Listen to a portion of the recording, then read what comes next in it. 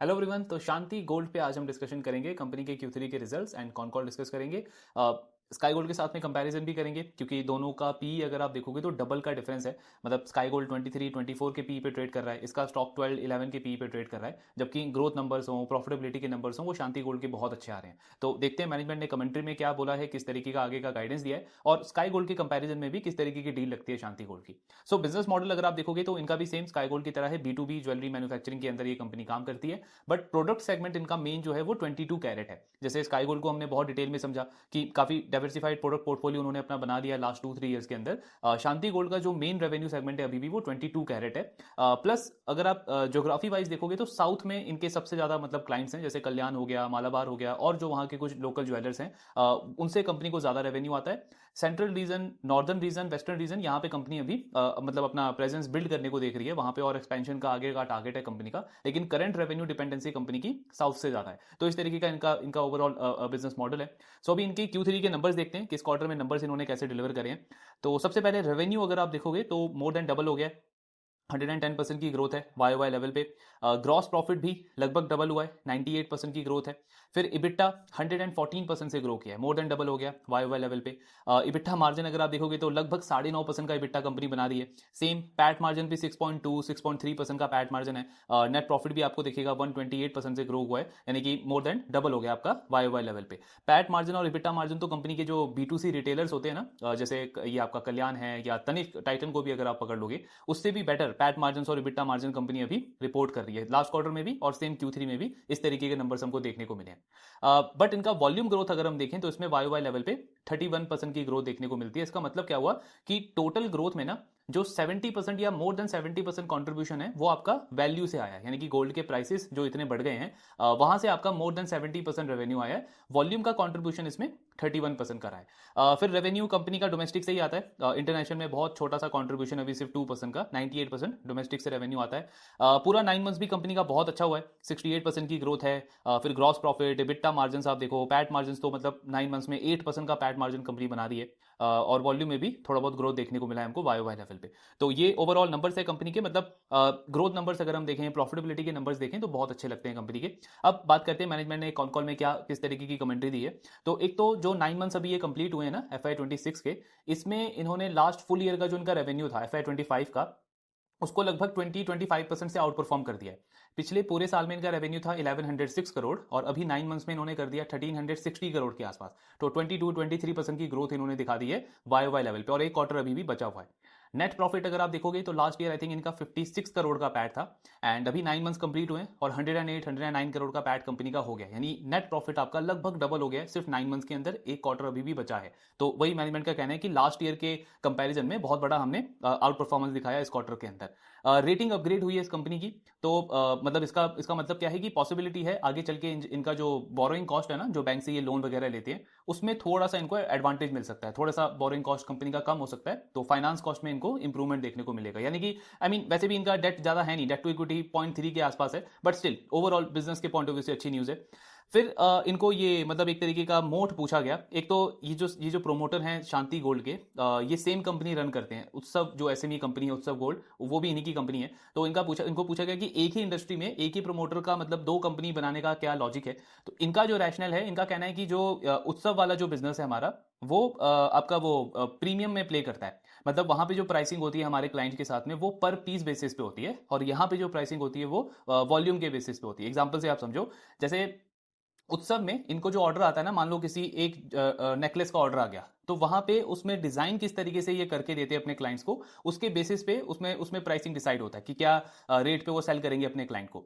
यहाँ पे जो ये शांति गोल्ड वाला बिजनेस है, यहाँ पे वॉल्यूम के अकॉर्डिंग आता है। जैसे 50 kg का अगर ज्वेलरी का ऑर्डर आया तो उसका गोल्ड का प्राइस क्या है और उसके साथ में इनका जो मेकिंग चार्जेस कितना है, एक स्टैंडर्ड जो प्राइसिंग रहती है उस तरीके से कंपनी यहाँ पे मॉडल को फॉलो करती है। तो ये एक बड़ा गैप है। और कंपनी का कहना है कि दोनों की मैनेजमेंट टीम अलग है, मतलब उसकी CEO उसकी मैनेजमेंट टीम अलग है, इसकी CEO इसकी मैनेजमेंट टीम अलग है। प्लस कस्टमर ओवरलैप भी नहीं होता है, मतलब हमारे जो क्लाइंट्स हैं उनको भी पता है कि उत्सव से उनको क्या रिक्वायरमेंट है, मतलब क्या चीजें वो फुलफिल करेगा और शांति गोल्ड किस चीज में उनको हेल्प करेगा। तो ना कस्टमर ओवरलैप होता है और ना ही मैनेजमेंट टीम दोनों जगह इन्वॉल्व है। वो अलग बिजनेस है एंड ये हमारा अलग बिजनेस है। फिर स्काई गोल्ड के कंपैरिजन में भी इनको पूछा गया कि उसमें और आप में मतलब किस तरीके का डिफरेंस है। तो मेन जो इनका कहना है वो है डिजाइनिंग वाला पार्ट। सो उनका कहना है हमारे पास लगभग 71 कैट डिजाइनिंग की टीम है, और वो हमको एक तरीके से थोड़ा सा अलग बनाती है बाकी ज्वेलरी मैन्युफैक्चरर्स के कंपैरिजन में। हालांकि डिजाइनिंग टीम हमने स्काई गोल्ड का भी समझा था लास्ट 2-3 ईयर्स में, तो उन्होंने मोर देन डबल कर दिया है, एंड उसी का रिजल्ट है कि अगर आप देखोगे 22 कैरेट से निकल के और जितने भी आपके सेगमेंट्स है 18 carat, 14 carat, 9 carat, lab grown diamond या फिर आपका स्टड ज्वेलरी, उन सब के अंदर कंपनी ने अपना प्रोडक्ट पोर्टफोलियो स्टैब्लिश किया है और रेवेन्यू मिक्स काफी उनका डाइवर्सिफाई हो गया है। ये कंपनी की मेन डिपेंडेंसी 22 कैरेट पे, और उनका कहना है उसमें हम लीडर है, वहां पे हमारा डिजाइन बहुत ज्यादा अच्छा चलता है। स्पेशली जो आपके ब्राइडल कैटेगरी की जो ज्वेलरीज होती है, जो आपका ये बैंगल्स वगैरह हो गया, नेकलेसेस वगैरह हो गए, इसमें हमारा बहुत अच्छा वॉल्यूम निकलता है और वहां पे हमारे डिजाइन को ज्यादा प्रेफरेंस मिलता है। तो वो थोड़ा सा अलग है हमारा बाकी ज्वेलरी मैन्युफैक्चरर्स के कंपैरिजन में। फिर कंपनी एक बहुत बड़ा एक्सपेंशन कर रही है। तो इनकी करंट कैपेसिटी अगर आप देखोगे ना, 2700 केजी की करंट कैपेसिटी है, और अभी तक उसका यूटिलाइजेशन 65% के आसपास है। अब जो ये आईपीओ से इन्होंने पैसा उठाया था, उससे इन्होंने गाइडेंस दिया था कि हम न्यू फैक्ट्री लगा रहे हैं, आई थिंक जयपुर के अंदर ये नया प्लांट लेकर के आ रहे हैं। ये जो न्यू इनकी कैपेसिटी है, ये टोटल होगी आपकी 4000 केजी की। इसका मतलब क्या है, जो कंपनी की टोटल कैपेसिटी हो जाएगी न्यू प्लस ये एग्जिस्टिंग वाली, वो हो जाएगी 6700 केजी। यानी कि अपनी करंट कैपेसिटी को ये लगभग 150% से एक्सपैंड करने को देख रहे हैं। और मतलब वो आ कब रही है, इस साल मई के अंदर। तो मई 2026 से इनकी न्यू कैपेसिटी ऑपरेशनलाइज हो जाएगी, मतलब उसका आई थिंक फेज 1 स्टार्ट हो जाएगा, और एकदम से 150% का एक्सपेंशन आ जाएगा कंपनी की टोटल कैपेसिटी में। अब इनको ये पूछा गया, और बहुत लॉजिकल क्वेश्चन है ये, कि इनका करंट यूटिलाइजेशन अगर हम देखें तो वो सिर्फ 65% है। ऐसा नहीं है कि आप 80 या 90% पे ऑलरेडी यूटिलाइज कर रहे हो एग्जिस्टिंग कैपेसिटी को, तो आपको इमीडिएटली न्यू कैपेसिटी चाहिए। तो वैसा तो है नहीं, लेकिन उसके बाद भी कंपनी इतना बड़ा एक्सपेंशन कर रही है। तो इनका जो रैशनल है इसके पीछे, इनका कहना है कि हम अपना प्रोडक्ट सेगमेंट ना डाइवर्सिफाई करने को देख रहे हैं, जैसा स्काई गोल्ड ने किया है। तो अभी हमारी डिपेंडेंसी है 22 कैरेट पे, और हमारे जो ये कारीगर्स हैं बेसिकली ज्वेलरी इंडस्ट्री के अंदर, हर एक कारीगर जो है ना वो एक पर्टिकुलर सेगमेंट के अंदर मतलब स्पेशलाइज होता है। तो जब आपको प्रोडक्ट अपना वो डाइवर्सिफाई करना पड़ता है, नए प्रोडक्ट सेगमेंट के अंदर जब आप एंटर करते हो, तो आपको बड़ी फैसिलिटी चाहिए, उसके उसके अकॉर्डिंग आपको इक्विपमेंट्स टूल्स वगैरह चाहिए, और वैसे कारीगर आपको वहां पे बिठाने पड़ते हैं। तो क्योंकि हमारा टारगेट है कि 22 कैरेट से निकल के और अलग अलग सेगमेंट के अंदर हमको एंटर करना है, इसीलिए हमको ये बड़ी कैपेसिटी चाहिए, क्योंकि हम वैल्यू एडेड सेगमेंट जो स्काई गोल्ड ने बोला ना, जिसकी वजह से उनके मार्जिन इंप्रूव हुए, उसमें कंपनी अपना पोर्टफोलियो बढ़ाने को देख रही है। अभी ज्यादा डिपेंडेंसी 22 कैरेट पे, तो इस पर्पज से कंपनी ये बड़ी कैपेसिटी लेकर के आ रही है। फिर इनका कहना है कि जैसे हमने वो सिरमा का डिस्कस किया, केन्स का डिस्कस किया, कि जब आप इतना बड़ा कैपेक्स करते हो, तो आई मीन आपके पास में कंफर्मेशन होना चाहिए क्लाइंट की तरफ से, मतलब ऑर्डर कमिटमेंट होना चाहिए, ताकि एक तरीके से मार्केट को और इन्वेस्टर्स को ये अश्योरिटी हो कि जब भी वो न्यू फैक्ट्री आएगी तो आपका यूटिलाइजेशन बढ़ेगा। ऐसा नहीं कि फैक्ट्री आ गई और अब आप ढूंढ रहे हो क्लाइंट को और डिमांड लेकर के आ रहे हो। तो इनका कहना है कि हमारे जो न्यू डिजाइन हम लेकर के आने वाले हैं, नया प्रोडक्ट जो हम लेकर के आने वाले हैं, उसका सैंपल हमने अपने क्लाइंट्स को दिखाया है, सैंपल उनको पसंद आया है, डिजाइन उन्होंने अप्रूव किए हैं, और उसके बेसिस पे हम ये न्यू कैपेसिटी लेकर के आ रहे हैं। लेकिन इसका मतलब क्या है कि डिजाइन उनको पसंद आया है, मतलब डिमांड है, लेकिन उन्होंने ऑर्डर अभी कमिट नहीं किया है। तो इस पॉइंट से अगर आप देखोगे ना, तो ये रिस्की है, क्योंकि आपकी एग्जिस्टिंग कैपेसिटी वही 0.65% पे है, और न्यू कैपेसिटी आप एक तरीके से इस होप में हो कि जैसे वो हमारा स्टार्ट होगा नया फैक्ट्री, और एकदम से हमारा यूटिलाइजेशन उसमें पिकअप करना स्टार्ट कर जाएगा। ये कंपनी एक तरीके से होप पे बैठ कर रही है। हो भी सकता है, पॉसिबिलिटी भी है, लेकिन इसका अपोजिट साइड भी हो सकता है, क्योंकि ऑलरेडी हम देख रहे हैं कि गोल्ड के प्राइसेस जो वॉलेटाइल है, तो वॉल्यूम ग्रोथ इतना ज्यादा नहीं है इंडस्ट्री के अंदर। तो अगर ये वाला टाइम थोड़ा और कंटिन्यू रहता है ना, तो इनके जो वॉल्यूम जो ये एक्सपेक्ट कर रहे हैं न्यू कैपेसिटी के अंदर, वो डिले हो सकते हैं। तो वहां पे इनका जो हम बात करते हैं ना बिजनेस में ऑपरेटिंग लिवरेज मिला, इनके लिए ऑपरेटिंग डी लिवरेज हो सकता है, क्योंकि फिक्स कॉस्ट तो आपकी बहुत ज्यादा बढ़ जाएगी ना, तो आपके मार्जिन प्रॉफिटेबिलिटी उस पर काफी ज्यादा हिट पड़ सकता है। तो वो हमको क्लोजली मॉनिटर करना है। अभी तक तो मैनेजमेंट कॉन्फिडेंस साउंड किया है कि डिजाइन का अप्रूवल मिल गया, और काफी श्योर है कि जैसे वो न्यू फैक्ट्री आएगी हमारा यूटिलाइजेशन भी पिकअप करना स्टार्ट कर देगा, बट वो हमको देखना होगा कि उसका कैसा ट्रेंड रहता है। फिर कंपनी ने एक नया प्रोडक्ट, मतलब मंगलसूत्र कैटेगरी के अंदर ये एंटर कर रहे हैं, तो अभी तक इसमें नहीं थी कंपनी। इनका कहना है इससे क्या होगा कि हमारा एक तरीके से रिपीट ऑर्डर आना स्टार्ट हो जाएगा, क्योंकि गोल्ड के प्राइसेस कैसे भी रहे, वेडिंग्स तो हर साल होती है, और ये एक ऐसा सेगमेंट है जो हमारे लिए मिसिंग था, और अब हमने इसमें एंटर किया है। फिर जो एक्सपोर्ट वाला रेवेन्यू है अभी सिर्फ 2% है। इन्होंने दुबई में ऑफिस सेटअप किया है, और सेम जैसे स्काई गोल्ड का टारगेट है ना, मलेशिया हो गया, सिंगापुर हो गया, पूरा यूएई वाला आपका रीजन हो गया, ये कंपनी भी उन्हीं सारे ज्योग्राफीज को टारगेट कर रही है। एंड मीडियम टर्म का एक इन्होंने टारगेट दिया है कि एक्सपोर्ट से 10% के आसपास हमारा रेवेन्यू आएगा, मतलब 90% डोमेस्टिक, 10% आपका एक्सपोर्ट का। फिर और इस कंपनी का हाँ, एक मार्जिन्स पे इन्होंने बताया काफ़ी अच्छी चीज़। तो जैसे हमने अभी इनका देखा 6.2 6.3% का पैट मार्जिन है कंपनी का। तो इनका कहना है कि हमारा जो सस्टेनेबल पैट मार्जिन है ना, वो 4% के आसपास है। ये जो करंट मार्जिन प्रोफाइल है, इसमें हमको इन्वेंट्री गेन मिला है, जो हमने लास्ट क्वार्टर में भी डिस्कस किया था। आई थिंक जुलाई या अगस्त के आसपास इनका आईपीओ आया था। तो आईपीओ के पैसों से इन्होंने उस टाइम पे अपनी इन्वेंट्री वगैरह फिल कर ली, और उसके बाद आप देखोगे सितंबर, अक्टूबर, नवंबर, दिसंबर, मतलब गोल्ड के प्राइसेस बहुत ज़्यादा बढ़े हैं। तो लास्ट क्वार्टर में भी इनको एडवांटेज मिला था, इस क्वार्टर में भी उसका इनको एडवांटेज मिला। इन्वेंट्री गेन की वजह से मतलब टेम्पररी पैट मार्जिन कंपनी के काफ़ी अच्छे हो गए, लेकिन सस्टेनेबल पैट मार्जिन का गाइडेंस इन्होंने दिया है 4%। तो उसका मतलब जो अभी पैट मार्जिन हम देख रहे हैं ये Q3 के अंदर या फिर 9 मंथ्स के अंदर, वो कंपनी के सस्टेनेबल नहीं होंगे, वो आगे चल के नीचे की तरफ आएंगे।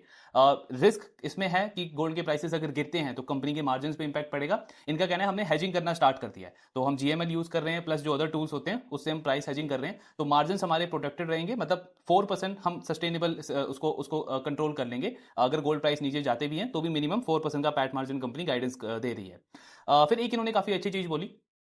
इनका कहना है जैसे आपका ये गोल्ड के प्राइसेस काफ़ी ज़्यादा बढ़ गए हैं, तो अभी इंडस्ट्री में क्या हो रहा है, जो हमने पहले भी डिस्कस किया है कि जैसे रिटेल इंडस्ट्री में है आपका ऑर्गेनाइज अनऑर्गेनाइज में मार्केट शेयर काफ़ी ज़्यादा है अनऑर्गेनाइज के पास में, लगभग 60%, 40% ऑर्गेनाइज के पास में।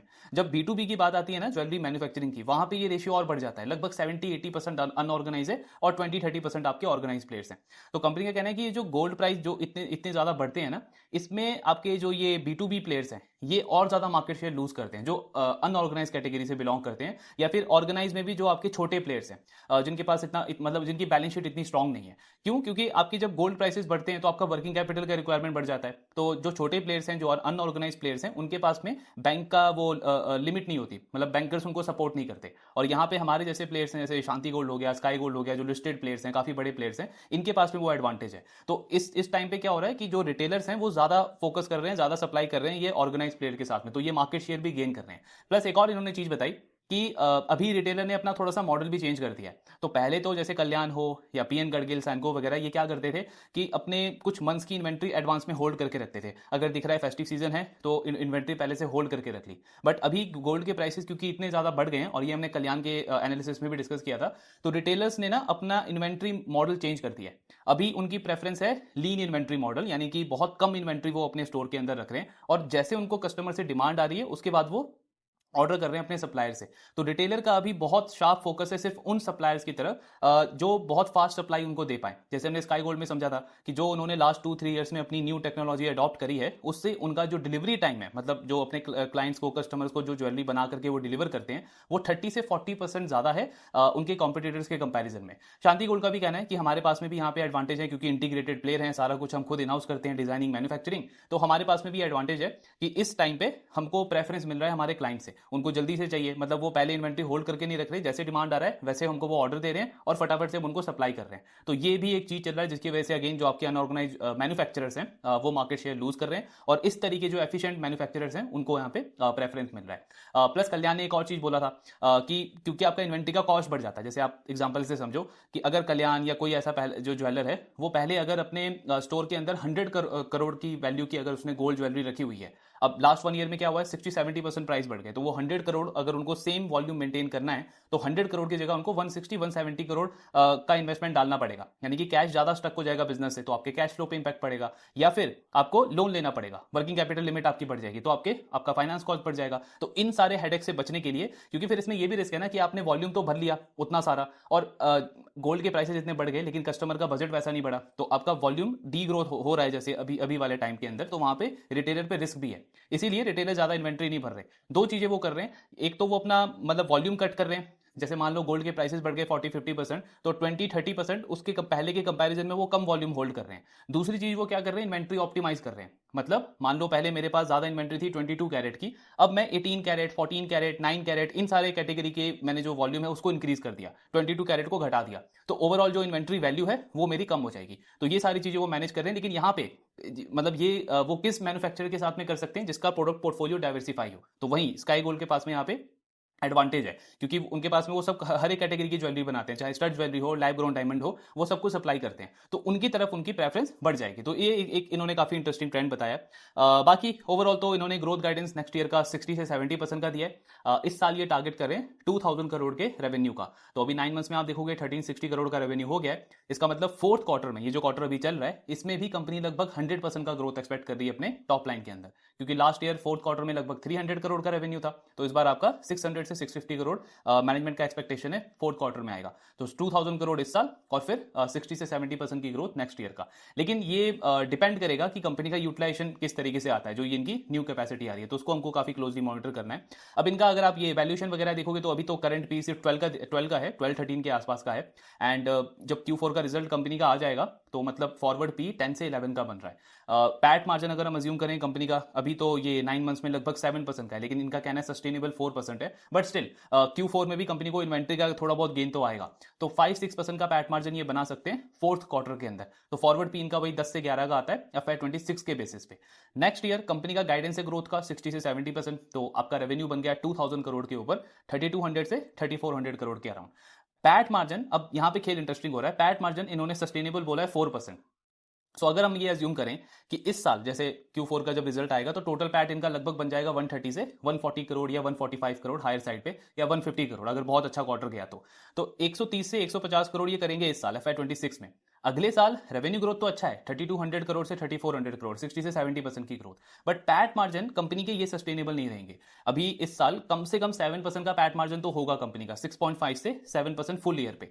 नेक्स्ट ईयर के लिए इनका सस्टेनेबल गाइडेंस है 4%। तो अगर आप 3200 करोड़ पे 4% का पैट मार्जिन अज्यूम करोगे तो कंपनी का नेक्स्ट ईयर का पैट आएगा लगभग 125-130 करोड़ के आसपास। एंड अगर मैं अज्यूम करूं कि चलो 3400 करोड़ आप करते हो तो उस पे 4% का पैट मार्जिन कंपनी का प्रॉफिट बनता है 135 करोड़। इसका मतलब क्या है कि अगले साल अगर कंपनी का जो गाइडेंस है 4% पैट मार्जिन वो ये रिपोर्ट करते हैं ना, तो अर्निंग डी ग्रो होगी कंपनी की, यानी रेवेन्यू में तो ग्रोथ आएगा 60-70% का जो इनका गाइडेंस है, लेकिन उसके बाद भी प्रॉफिट आपका लगभग फ्लैट या थोड़ा बहुत नेगेटिव ग्रोथ हमको देखने को मिलेगा। एंड इसमें एक और बेस केस हम ऐड कर देते हैं। अगर आप लास्ट 2-3 ईयर का इनका रिकॉर्ड देखोगे तो कंपनी 5% के आसपास का पैट मार्जिन करती है, FY25 में, FY24 में एंड FY23 में भी आई थिंक 5% के आसपास का पैट मार्जिन था। तो अगर हम ये अज्यूम करें कि चलो 4% ये बोल रहे हैं लेकिन उससे बेटर होता है, 5% का पैट मार्जिन आता है, तब भी कंपनी का जो फुल ईयर का पैट है ना वो मैक्सिमम 170 करोड़ के आसपास बन रहा है, 170 या 180 करोड़।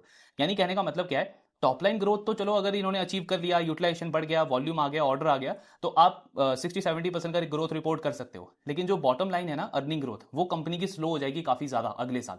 मतलब स्लो से नेगेटिव होने का रिस्क है। स्लो मतलब हो गया 30-35% के आसपास, और इस साल तो ग्रोथ मतलब आपकी मोर देन 100% है, 130-140% का ग्रोथ इस साल चल रहा है। और मतलब एक तो स्लो ग्रोथ का मतलब क्या हो गया, 30-40% का ग्रोथ अर्निंग में, या फिर आपका नेगेटिव भी जा सकता है अगर थोड़ा सा बेस केस या थोड़ा सा खराब केस हुआ कंपनी के साथ में। तो ये एक काफी ना रिस्की चीज है शांति गोल्ड के लिए, क्योंकि ये तो एक तो अर्निंग का तो आउटलुक लग ही रहा है, दूसरा इसमें हमको यूटिलाइजेशन भी देखना पड़ेगा, क्योंकि अगर यूटिलाइजेशन नहीं बढ़ा, इतना बड़ा कैपेसिटी आपने लेकर के आ गए, फैक्ट्री आपने बढ़ा दी, लेकिन वॉल्यूम उस तरीके से आपके नहीं इंक्रीज हुए, करंट वॉल्यूम ग्रोथ भी आप देखो स्काई गोल्ड से भी अंडर परफॉर्म कर रहे हैं, जबकि बेस बहुत छोटा है। स्काई गोल्ड का आई थिंक वॉल्यूम ग्रोथ 41% के आसपास था, इनका 30-31% है। तो छोटे बेस के ऊपर भी आपका यूटिलाइजेशन सिर्फ 65% है। न्यू कैपेसिटी आने के बाद भी अगर वॉल्यूम उस तरीके से पिकअप नहीं करते हैं, क्योंकि इंडस्ट्री का डिमांड भी उस तरीके से है ना, कोई भी ज्वेलर जो है वो वॉल्यूम को लेकर के कॉन्फिडेंट नहीं है, हर कोई रिटेलर भी जो है वो थोड़ा सा कंजर्वेटिव गाइडेंस ही दे रहा है। तो वहां पे मतलब ये एक रिस्क आ सकता है इस कंपनी के साथ में कि शायद ये ग्रोथ गाइडेंस भी अचीव ना कर पाए 60-70% अगर वो वॉल्यूम नहीं आया कंपनी के पास में, और फिर तो प्रॉफिट में और ज्यादा नेगेटिव इंपैक्ट हमको देखने को मिल सकता है, मतलब मार्जिन और ज्यादा नीचे जा सकते हैं कंपनी के साथ में। तो कहने का मतलब ये है कि नंबर्स देख करके अच्छा लगता है, शांति गोल्ड के रिजल्ट बहुत अच्छा आया है, स्काई गोल्ड के कंपैरिजन में आप देखोगे प्रॉफिटेबिलिटी, ग्रोथ सब कुछ अच्छा है, लेकिन नेक्स्ट ईयर का गाइडेंस भी अच्छा है, क्योंकि स्काई गोल्ड कितना लगभग 35% का गाइडेंस दिया उन्होंने नेक्स्ट ईयर का, 35-40% के रेंज में, इनका तो 60-70% है, तो आपको दिखेगा कि डबल का ग्रोथ गाइडेंस दिया है। लेकिन रिस्क वहां पे दो चीजों का है, पहला यूटिलाइजेशन नहीं बढ़ना, तो मतलब ग्रोथ गाइडेंस मिस हो जाएगा, और इससे भी बड़ा रिस्क है आपके प्रॉफिटेबिलिटी के ऊपर, कि आपने 60-70% ग्रोथ कर भी दिया लेकिन अर्निंग ग्रोथ आपकी उस तरीके से नहीं आएगी। स्काई गोल्ड का तो पैट मार्जिन जो है वो हम देख रहे हैं हर एक क्वार्टर में थोड़ा थोड़ा इंप्रूव ही हो रहा है अभी तक। तो ये केस है शांति गोल्ड के साथ में, पीई सस्ता जरूर है लेकिन डील उतनी लुक्रेटिव नहीं है, अनसर्टेनिटी यहां पे ज्यादा है। और मतलब अगर मुझे प्ले करना भी होगा शांति गोल्ड तो मैं तब करता अगर मेरे पास स्काई गोल्ड जैसा डील नहीं होता, मतलब स्पेशली जो ये वाला कॉन कॉल हुआ है स्काई गोल्ड का, उसके बाद में अगेन आई मीन मैं बायस भी हो सकता हूँ, लेकिन मेरे पास ऐसा कोई रीजन है नहीं कि उस तरीके का बिजनेस को छोड़ करके जो अभी उन्होंने मैनेजमेंट ने कमेंट्री दी है, जो आउटलुक दिया है इस कॉन कॉल के अंदर, उसके बाद मैं इस तरीके के बिजनेस में जाऊं जहां पे अनसर्टेनिटी ज्यादा है। तो लेकिन हाँ, शांति गोल्ड को ट्रैक हम जरूर करेंगे, क्योंकि इसमें रेट ऑफ चेंज का गेम हो सकता है। जैसे आप स्काई गोल्ड को देखोगे, पहले उनके पास में छोटी फैक्ट्री थी, फिर नवी मुंबई में उन्होंने बड़ी अपनी फैक्ट्री बनाई, उसके बाद एक एक करके उन्होंने सारे रिटेल ज्वेलर्स को ऑनबोर्ड किया। पहले लिमिटेड थे, उसके बाद तो क्या पीएन गडगेल, क्या आदित्य बिरला, क्या रिलायंस, हर एक को वो ऑनबोर्ड करके ले आए। जो आपके लोकल रीजनल प्लेयर्स थे भी थे, उनको भी ऑनबोर्ड कर लिया, तनिष्क को ऑनबोर्ड कर लिया, एग्जिस्टिंग क्लाइंट से वॉल्यूम बढ़ा।